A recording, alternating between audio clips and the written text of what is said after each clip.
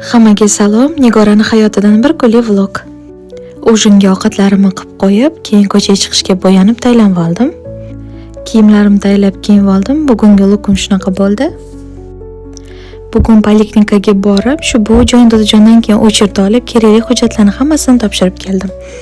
Keyin o'zim bilan o'zim yolg'iz qolib obed qilib oldim.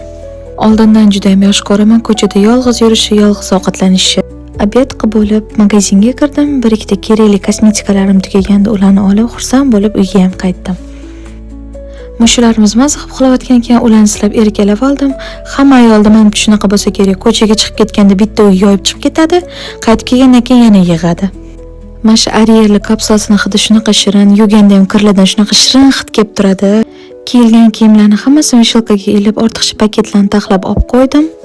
Ertalab vanna bilan tualet tozalashga ulgurmagandim. Kelib pollarni artib, hamyon tozalab oldim.